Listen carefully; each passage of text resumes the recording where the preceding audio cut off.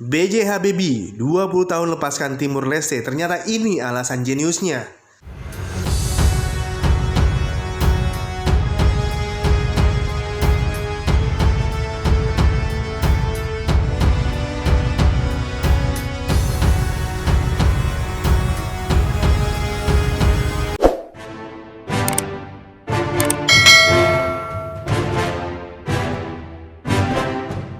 Timor Leste telah memutuskan untuk memisahkan diri dari Indonesia sejak 20 tahun silam.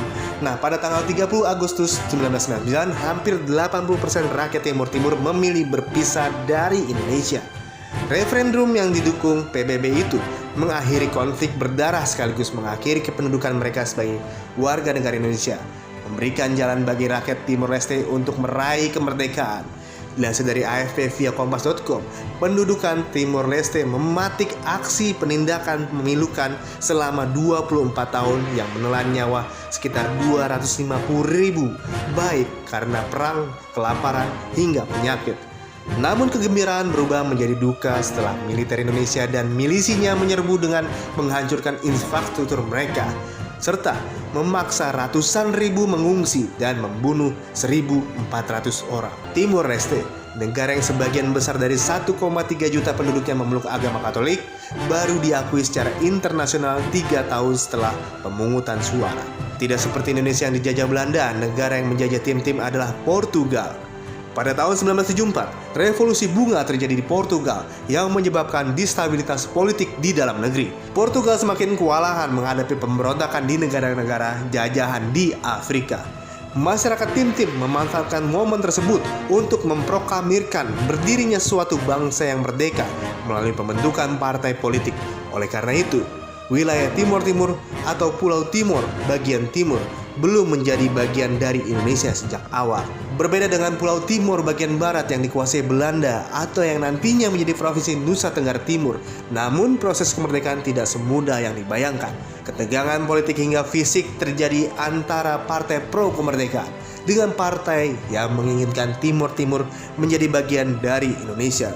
Di tengah pertumpahan darah, masyarakat tim-tim pada 30 November 1975 menggelar deklarasi Balibo yang menegaskan posisi tim-tim sebagai provinsi ke-27 Indonesia. Pada tahun-tahun berikutnya muncul konflik antara pendukung kemerdekaan Timor Leste dan pemerintah Indonesia serta pendukung integrasi tim-tim.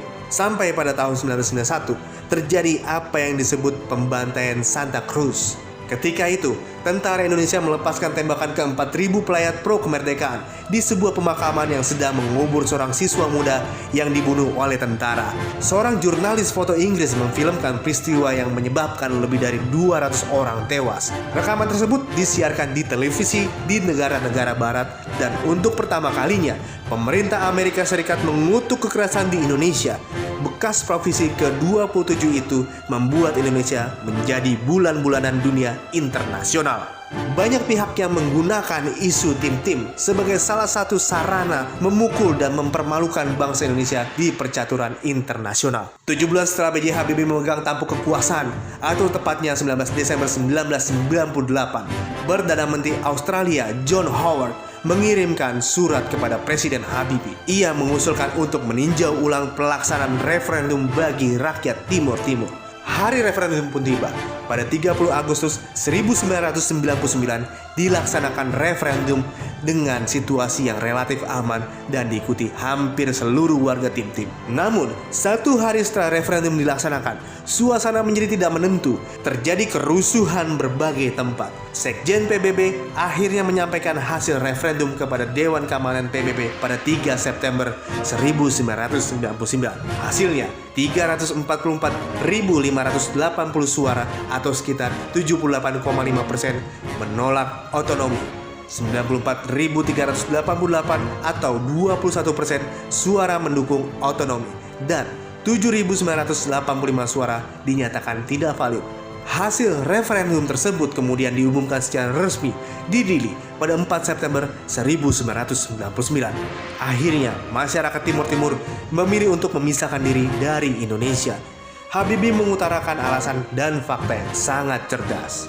1. Alasan pertama, Timur Timur dengan populasi sekitar 700.000 rakyat telah menarik minat dunia. Tapi saya punya 210 juta rakyat jika saya biarkan tentara asing mengurus Timur Timur. Secara implisit, saya berarti mengakui bahwa TNI tidak bisa menjalankan tugasnya dan ini bisa berakibat buruk bagi stabilitas negara. Dan saya tidak mau ambil resiko ini.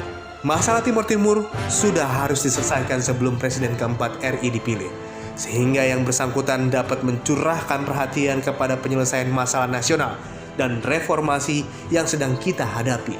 2. Alasan kedua, saya menganggap Australia sejak lama telah menjadi sahabat Indonesia sejak proklamasi kemerdekaan 1945.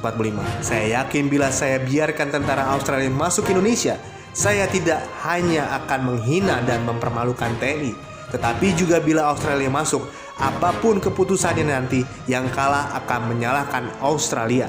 Atas alasan cerdas inilah Habibie pun mendapat respon yang baik dari belahan dunia, karena tidak mengandalkan kekerasan dan menumpahkan darah. Bahkan jika dilihat dari segi ekonomi, Indonesia mendapat hal yang baik di Timur Timur. Kini Timor Leste butuh pembangunan di infrastruktur. Alhasil, tender pembangunan di sana dimenangkan BUMN Indonesia.